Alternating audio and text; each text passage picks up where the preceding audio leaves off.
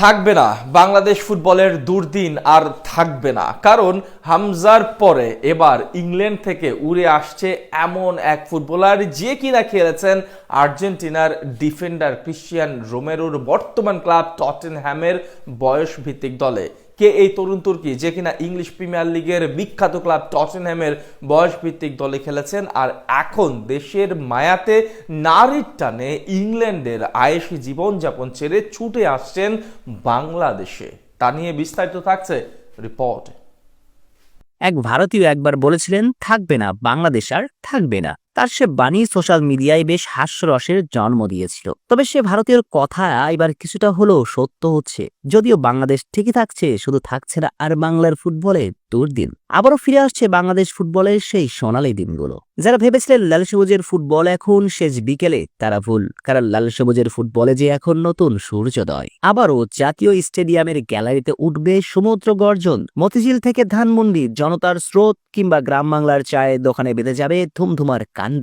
কারণ বাংলার রাজপুত্র হামজা যে আসছে 18 কোটি স্বপ্নের দায়িত্ব কাঁধে তুলে নিতে। তবে ফুটবল একার খেলা নয়, খেলতে হবে 11 জন মিলেই। রণা অঙ্গনে হামজার কাঁধে কাঁধ রেখে লড়তে হবে অন্যদেরও। আর হামজার সঙ্গে কাঁধে কাঁধ মিলিয়ে লড়াই করবার জন্য, বাংলাদেশের শক্তি মাত্রা দ্বিগুণ বাড়িয়ে দেবার জন্য লাল সবুজের দেশের হয়ে মাঠে নামতে প্রস্তুত আরেক ইংলিশ বংশোদ্ভূত তরুণ ফুটবলার, যে ফুটবলার কিনা ইংল্যান্ডের বিখ্যাত ক্লাব টটেনহ্যামের হয়েও খেলেছেন, যে টটেনহ্যামের হয়ে বর্তমানে খেলছেন বিশ্ব চ্যাম্পিয়ন ফুটবলার ক্রিস্টিয়ান রোমেরো এবং সনের মতো তারকারা। যদিও বাংলাদেশি বংশোদ্ভূত এই তরুণ টটেনহ্যামের বয়সভিত্তিক দলের হয়ে খেলেছেন, কিন্তু টটেনহ্যামের মতো ক্লাবের বয়সভিত্তিক দলের হয়ে যে ফুটবলার খেলেন, নিশ্চয়ই তার সামর্থ্য বোঝানোর কিছুই নেই।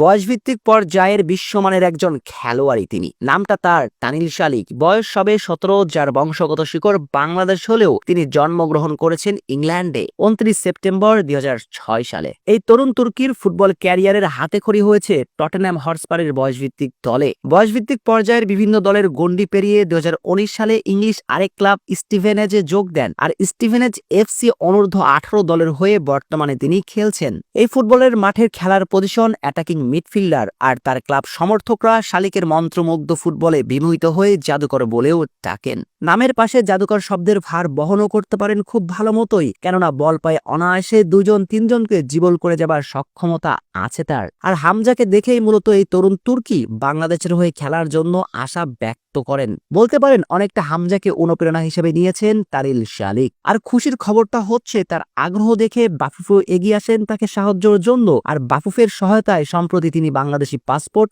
অর্জন করেছেন, যা তাকে আন্তর্জাতিক পর্যায়ে বাংলাদেশের হয়ে খেলার জন্য সুযোগ করে দিয়েছে। অর্থাৎ বাংলাদেশের হয়ে খেলার জন্য তার আর কোনো বাধা রইল না। এ খবর বাংলাদেশি ফুটবল প্রেমীদের জন্য ব্যাপক আশার, কেননা তানিল শালিকের বয়স সবে 17। সঙ্গত কারণে তিনি হবেন আগামীতে বাংলাদেশ ফুটবলের বিগ থিং। কে জানে, এই তানিল শালিকের হাত ধরেই হয়তো বাংলাদেশ বিশ্ব মঞ্চে উড়াবে লাল সবুজের পতাকা।